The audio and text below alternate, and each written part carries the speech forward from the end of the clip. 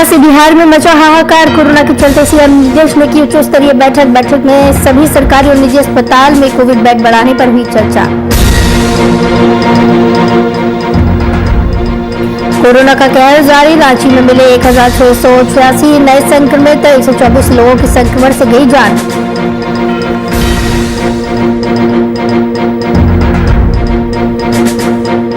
झारखंड में 1 मई से ही लगेगा 18 के ऊपर वालों को कोरोना टीका। राज्य में 6,65,000 टीके, केंद्र सरकार से मांगे गए 50 लाख टीके। आम आदमी की बढ़ सकती है परेशानी। 29 अप्रैल से रद्द हो रहेंगी 23 स्पेशल ट्रेन। कोरोना के चलते रेलवे ने लिया फैसला।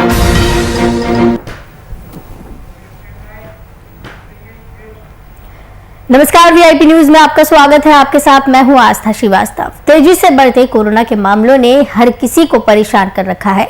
इसी कड़ी में आम आदमी की एक और परेशानी अब बढ़ जाएगी। आपको बता दें कि ईस्ट सेंट्रल रेलवे यानी ईसीआर के तहत चलने वाली 23 स्पेशल ट्रेनों के परिचालन को रोक दिया जाएगा। सोमवार की शाम रेलवे की तरफ से बंद की जाने वाली स्पेशल ट्रेनों की लिस्ट जारी कर दी गई है, जो 29 अप्रैल से लेकर अगले आदेश तक पूरी तरह से कैंसिल रहेंगी। इस बात की पुष्टि सीपीआरओ राजेश कुमार ने की। आपको बता दें कि जिन 23 स्पेशल ट्रेनों को अगले आदेश तक कैंसिल किया गया है, उनमें राजगीर से दानापुर के बीच चलने वाली और गया के रास्ते से पटना भभुआ के बीच चलने वाली इंटरसिटी एक्सप्रेस स्पेशल भी शामिल है। रेलवे की तरफ से दावा किया गया है कि कोरोना का संक्रमण बहुत तेजी से फैल रहा है और इस कारण ऐसा फैसला लिया गया है।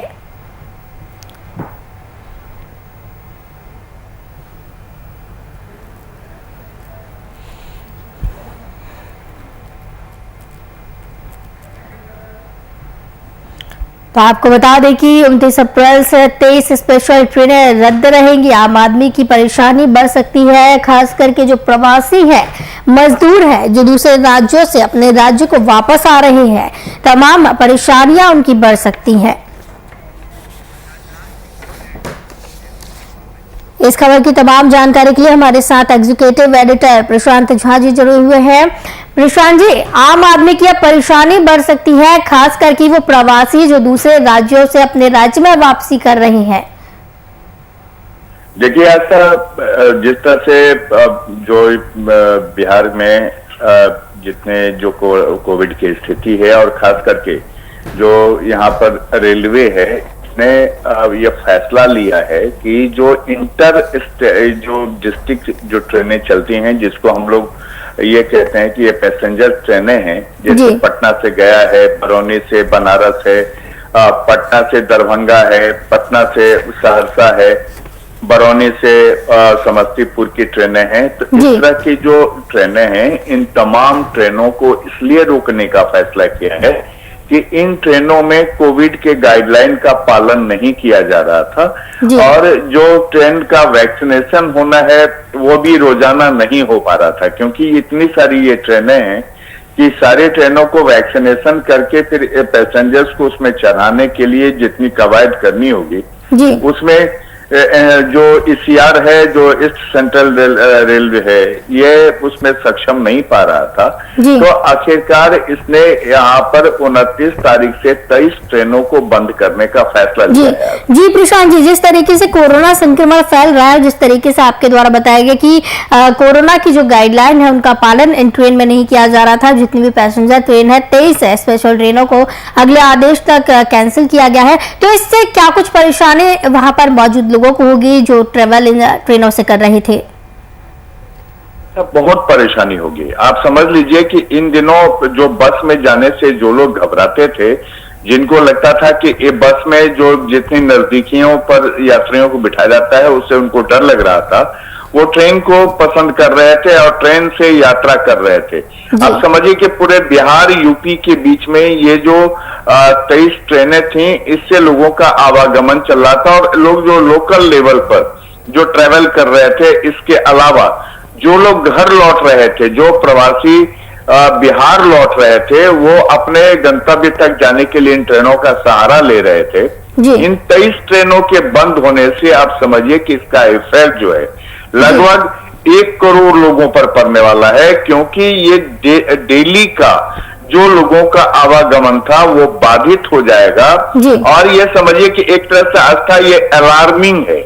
यह जो ट्रेनों को बंद किया गया है ये सूचना दे रहा है रेलवे उनको कि देखिए जो स्थितियां विकराल हो रही हैं उसमें अगर हम आपके जीवन को सुरक्षित नहीं रख सके तो हम ट्रेनों को बंद कर देंगे, और ट्रेनों को वो बंद कर रहे हैं। तो आप समझिए कि लगभग इसमें जो बिहार, यूपी और जो बाहर से प्रवासी लोग आने वाले हैं, कुल 1 करोड़ लोग इससे इफेक्टेड होने जा रहे हैं। आस्था जी, 23 स्पेशल ट्रेनों के परिचालन को रोका गया है ईसीआर के तहत। ये जो ट्रेनें चल रही थी, प्रशांत जी, ये जो स्पेशल ट्रेनें कोविड-19 के दौर में भी चलाई जा रही हैं, खास करके कोरोना इस तरीके से बढ़ रहा है, इस दौरान ये चलाई जा रही है, इसलिए चलाई जा रही है ताकि जो लोग बाहर से आ रहे हो वो सुरक्षित अपने स्थान पर पहुंच सके और कोरोना गाइडलाइन का पालन ट्रेन में किया जाए ताकि परेशानी लोगों को ना हो। जब ट्रेन में ही ऐसी असुविधा देखने को मिल रही थी तो लोगों को तो परेशानी इस दौरान होनी और कहीं ना कहीं एक संक्रमण बढ़ने का कारण भी माना जा सकता है।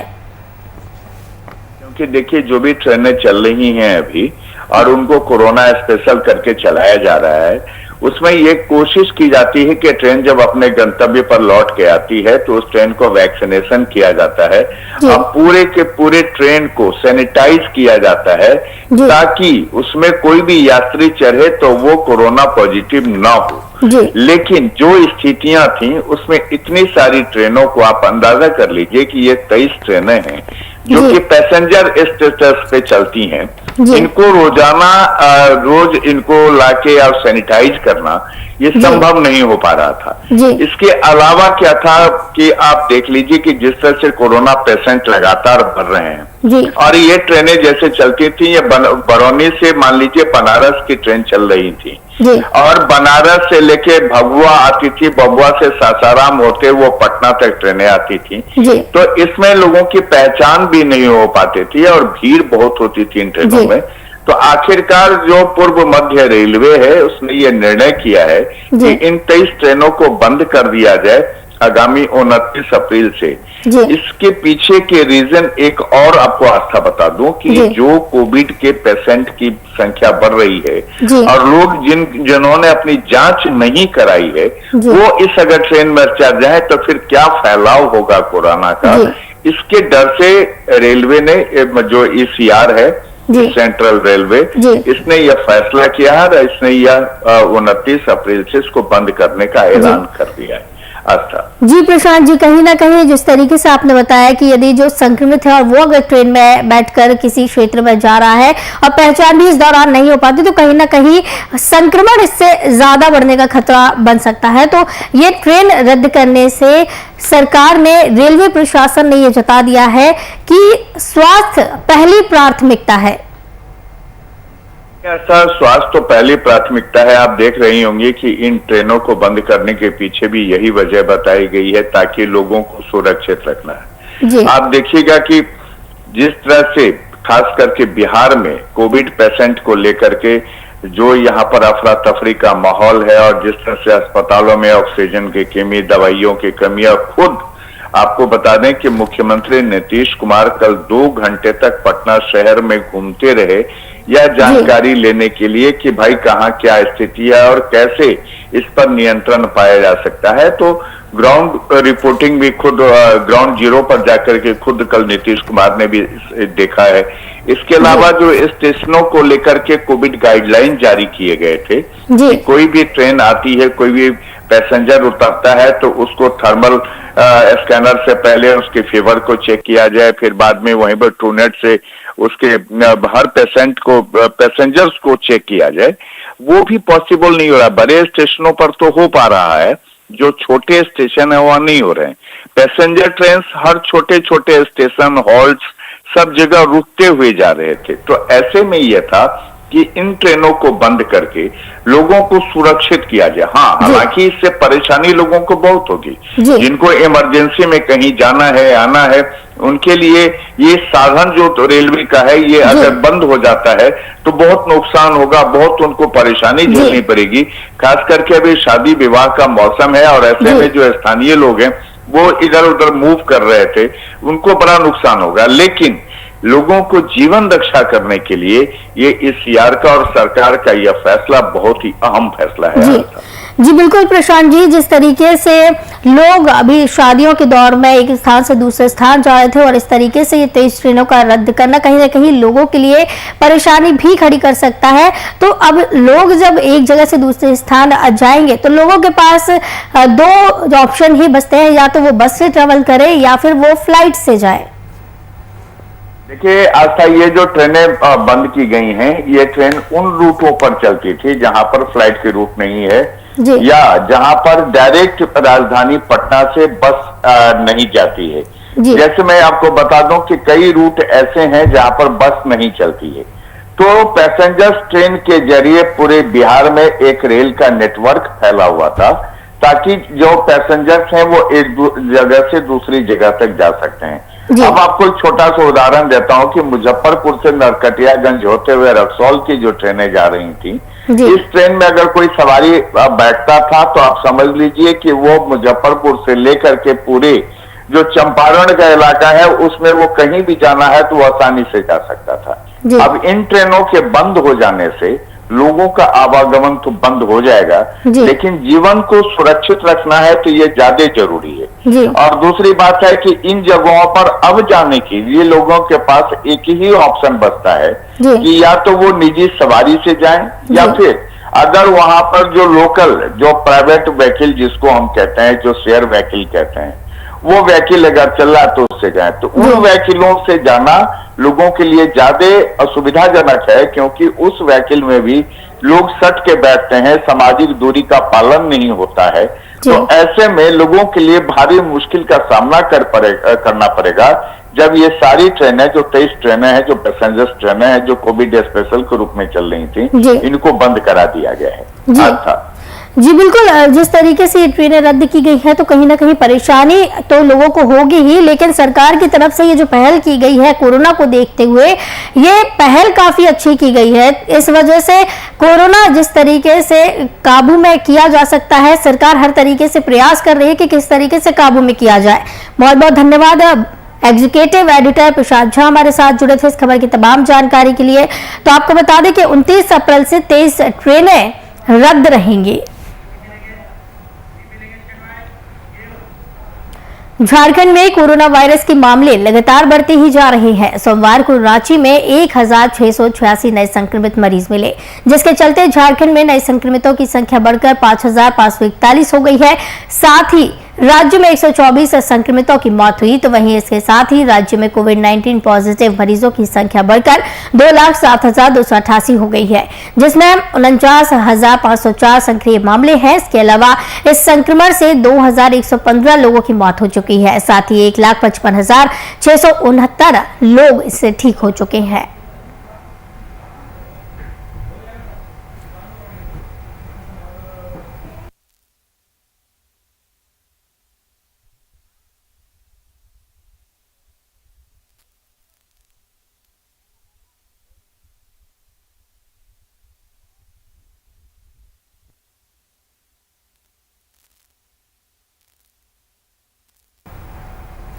तो आपको बता दें कि लगातार कोरोना बढ़ता जा रहा है, कोरोना संक्रमण का खतरा बढ़ता जा रहा है। इसी के चलते 124 लोगों की संक्रमण से जान गई है। रांची में 1686 नए संक्रमित मरीज मिले हैं और लगातार जो है आंकड़ा बढ़ता जा रहा है मरीजों का, लगातार मौतों की दर बढ़ती जा रही है।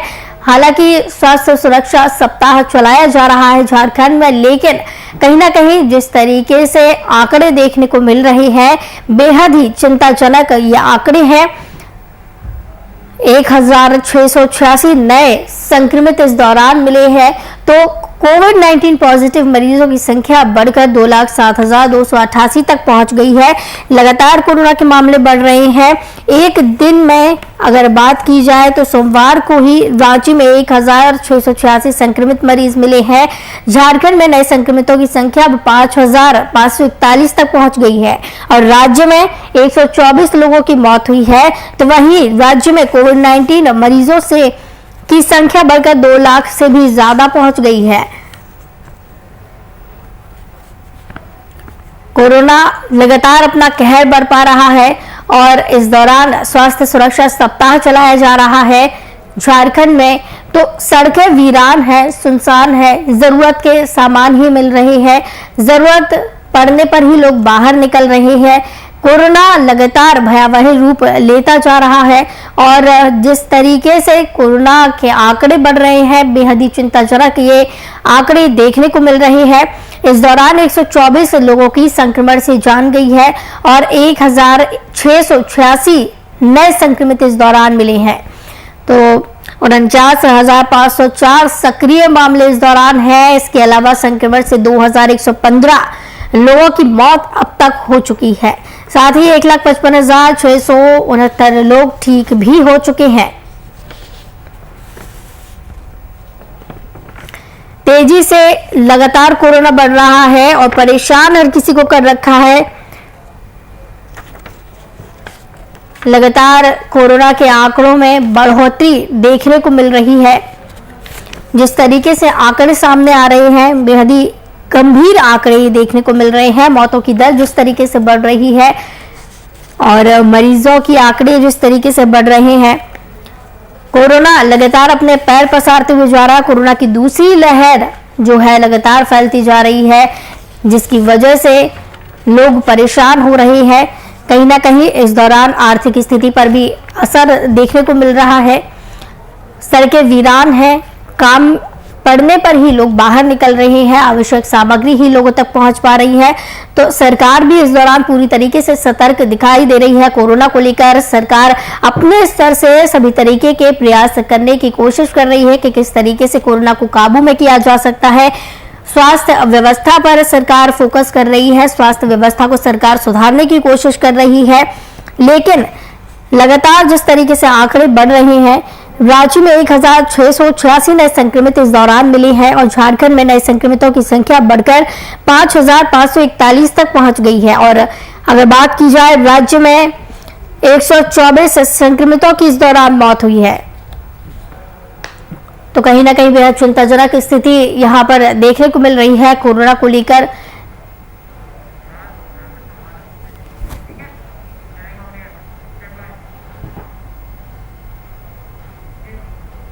इस खबर की तमाम जानकारी के लिए हमारे साथ बिहार झारखंड संपादक कुंदन कृतज्ञ जी जुड़े हुए हैं। कुंदन जी, लगातार कोरोना के आंकड़े बढ़ते जा रहे हैं। रांची में अगर बात की जाए तो 1,686 नए संक्रमित मरीज मिले हैं और लगातार ये आंकड़ों में बढ़ोतरी होती जा रही है। इस बात में कहीं कोई दो राय नहीं है कि आंकड़ों में बढ़ोतरी हो रही है, लेकिन साथ ही साथ एक चीज और भी देखना अहम होगा कि जब से राज्य में स्वास्थ्य सुरक्षा सप्ताह की शुरुआत हुई है, तब से लेकर अब तक आंकड़ों की बढ़ोतरी जो है वो रुकी हुई है। पहले जिस तरीके से जिस ज्योमेट्रिकल ऑर्डर में यह आंकड़े बढ़ते जा रहे थे, वो अपने आप में एक काफी खतरनाक संदेश देने की कोशिश कर रहे थे। लेकिन अब यह आंकड़े ज्योमेट्रिकल मेथड से नहीं, अर्थमेटिकल मेथड से बढ़ रहे हैं और यह जो बढ़ने की प्रक्रिया है, यह थोड़ी संतोषप्रद कह सकते हैं, क्योंकि जो संक्रमण की स्थिति थी, संक्रमण का जो रफ्तार था, वो कहीं ना कहीं राज्य के सियासतदानों के लिए, सरकार के लिए, स्वास्थ्य महकमे के लिए, प्रशासनिक अधिकारियों के लिए एक बहुत बड़ी चिंता का विषय था। लेकिन 22 अप्रैल की सुबह से जब से स्वास्थ्य सुरक्षा सप्ताह की शुरुआत हुई है, तब से लेकर अब तक की जो स्थितियों को देख लिया जाए, आप कह सकते हैं कि आंकड़ों में वृद्धि हो रही है, लेकिन वो वृद्धि एक्सपेक्टेड थी। अनएक्सपेक्टेड इंक्रीज संक्रमित मरीजों का नहीं देखा जा रहा है और यह एक राहत की बात है। जो प्रशासनिक अधिकारी हैं, जो स्ट्रेटेजी मेकर्स हैं, उनके लिए भी बहुत कह सकते हैं राहत भरी खबर आ रही है और उन्हें भी इस बात को लेकर तसल्ली है कि स्वास्थ्य सुरक्षा सप्ताह का असर राज्य में अब देखने को मिल रहा है। नहीं तो आस्था जिस तरीके से आंकड़ों में वृद्धि जारी थी, 16 अप्रैल से लेकर जब राज्य में संक्रमित मरीजों की पहचान 1500 और 1800 की श्रेणी में जा रही थी, अब जब आंकड़े या 5000 के स्तर को पार कर चुके थे, एक उम्मीद यह जताई जा रही थी कि आने वाले समय में आंकड़े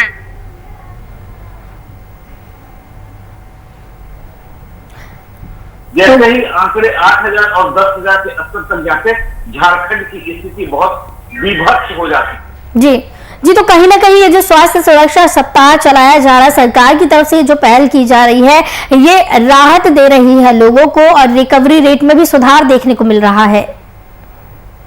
बिल्कुल आस्था, लोगों के लिए, झारखंड की आम जनता के लिए यह एक राहत भरी खबर है। आम जनता के लिए यह एक, आप कह सकते हैं कि अपने आप पर नियंत्रित रखकर राज्य को जिस तरीके से फायदा पहुंचाने की कोशिश की जा सकती है वह उन्हें करनी चाहिए, क्योंकि संक्रमण की चेन को तोड़े बिना कहीं से भी इस बीमारी का इलाज नहीं है। आप देखें, Britain, America, Italy, Korea, Japan, ऐसे तमाम देशों में अगर इस कोरोना संक्रमण पर या कोरोना वायरस पर फतह हासिल की गई है, उन्हें उसे नियंत्रित किया गया है, तो वह महज एक प्रक्रिया है जिसे लॉकडाउन के नाम से जाना जाता है।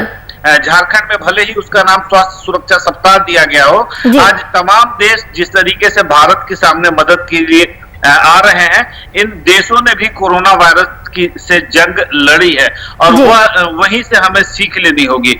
और उम्मीद यह की जा रही है कि 29 अप्रैल को जब सुबह 6 बजे यह स्वास्थ्य सुरक्षा सप्ताह की समाप्ति होगी, उसके बाद कम से कम एक सप्ताह के लिए राज्य सरकार इसे आगे और बढ़ाने की तैयारी करेगी। आस्था जी, बिल्कुल, जिस तरीके से सुधार रिकवरी रेट में अब देखने को मिल रहा है और आप बता रहे हैं कि जो आंकड़े बढ़ रहे हैं, लेकिन जिस तरीके से पहले बढ़ रहे थे उस तरीके से अब कंट्रोल में आंकड़े दिखाई दे रहे हैं, तो सरकार तो अपने स्तर पर तमाम प्रयास कर रही है। स्वास्थ्य व्यवस्था की अगर बात की जाए, तमाम अस्पतालों की अगर बात की जाए, तो क्या स्वास्थ्य व्यवस्था में बदलाव देखने को मिला है इस दौरान?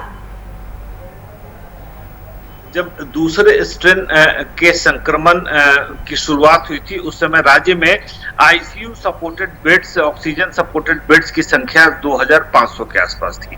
धीरे धीरे राज्य सरकार ने, तमाम स्वास्थ्य विभाग ने तमाम संसाधनों को एकजुट करते हुए जो व्यवस्था की है, आज की तारीख में वह संख्या 10,000 के पार जा चुकी है। कल भी मुख्यमंत्री हेमंत सोरेन ने डोरंडा के स्वास्थ्य सामुदायिक केंद्र में एक 100 बेड के आईसीयू का उद्घाटन किया, उसका शुभारंभ किया। जाहिर सी बात है, राजधानी रांची के लोगों को उससे सहूलियत मिलेगी। अगले 48 घंटों के अंदर रिम्स के मल्टी स्टोरेज पार्किंग में एक 300 बेड के अस्पताल का निरीक्षण किया, जो आईसीयू और ऑक्सीजन सपोर्टेड बेड्स की शुरुआत होने वाली है, उसका मुख्यमंत्री ने निरीक्षण किया और अधिकारियों को जल्दी से जल्दी इन 300 बेड वाले आईसीयू के फंक्शनल होने की बात कही है। तो कोशिशें लगातार जारी है। 27 तारीख से आज से रांची के नामकुम में मिलिट्री अस्पताल में 50 आईसीयू बेड्स का हॉस्पिटल काम करने लगेगा। तो ये तमाम संसाधन देखिए धीरे धीरे बढ़ रहे हैं, लेकिन इनकी भी एक अपनी लिमिट है, उसी लिमिट तक इन्हें बढ़ाया जा सकेगा। जी बिल्कुल, कहीं ना कहीं अब संसाधनों को बढ़ाने की सरकार कोशिश कर रही है और जो तमाम कमियां थी उन्हें पूरी करने की सरकार कोशिश कर रही है।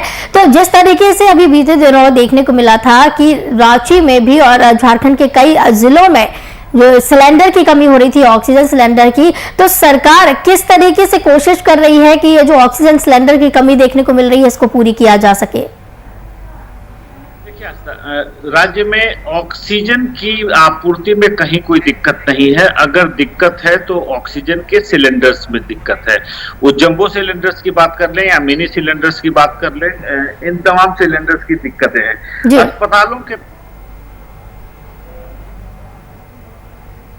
अस्पतालों की जो स्थिति है वो हाई फ्लो ऑक्सीजन के बिना कह सकते हैं, जहां 50 से 60 मरीज उनके अस्पतालों में हुआ करते थे, अब वहां पर स्थिति यह है कि 250 और 300 मरीज हाई फ्लो ऑक्सीजन की जरूरत के साथ भर्ती किए गए हैं। तो इन तमाम चीजों को देखें तो छोटे सिलेंडर्स या जंबो सिलेंडर्स की कमी है, क्योंकि लोगों ने सिलेंडर्स को अपने घरों में स्टोर करके रख लिया है। ऑक्सीजन की कहीं से कोई कमी नहीं है। अब इन सिलेंडरों की आपूर्ति के लिए कल भी मुख्यमंत्री हेमंत सोरेन ने गुजरात के मुख्यमंत्री विजय रूपानी से बात की है, उनसे अनुरोध किया है कि जो सिलेंडरों के ऑर्डर दिए गए हैं निजी कंपनियों को, मुख्यमंत्री व्यक्तिगत रूप से उन सब चीजों को देखें ताकि झारखंड में सिलेंडरों की आपूर्ति सुनिश्चित की जा सके। तो सिलेंडर्स की आपूर्ति के लिए राज्य सरकार, प्रशासन तमाम अपने अपने तरफ से उपायों को करने की कोशिश कर रही है। अब जी। देखना अहम यह होगा कि ये सिलेंडर्स राज्य तक कब पहुंच पाते हैं और यहाँ पर आम जनता तक ये सिलेंडर्स कब मुहैया हो पाता है। लेकिन एक चीज यह भी है कि हमारे पास झारखंड में ऑक्सीजन की कोई कमी नहीं है। स्थिति यह है कि हम ऑक्सीजन की सप्लाई दूसरे राज्यों को लगातार करते जा रहे हैं और शायद यही वजह है कि अस्पतालों में ऑक्सीजन की कमी नहीं होने दी गई है। सिलेंडरों की कमी की वजह से थोड़ी बहुत परेशानी हो रही है। उम्मीद यह की जा रही है कि अगले 24 से 48 घंटों में इस परेशानी को भी दूर कर लिया जाएगा। जी बिल्कुल, सरकार कोशिश कर रही है कि जो परेशानी है सिलेंडर को लेकर इसको जल्दी दुरुस्त कर लिया जाए, क्योंकि ऑक्सीजन की किसी भी तरीके की कमी यहाँ पर देखने को नहीं मिल रही है। तो जल्द ही ये जो सिलेंडर की परेशानी है इसे भी दुरुस्त कर लिया जाएगा। बहुत बहुत धन्यवाद बिहार झारखंड संपादक कुंदन कृतज्ञ जी हमारे साथ जुड़े थे इस खबर की तमाम जानकारी के लिए।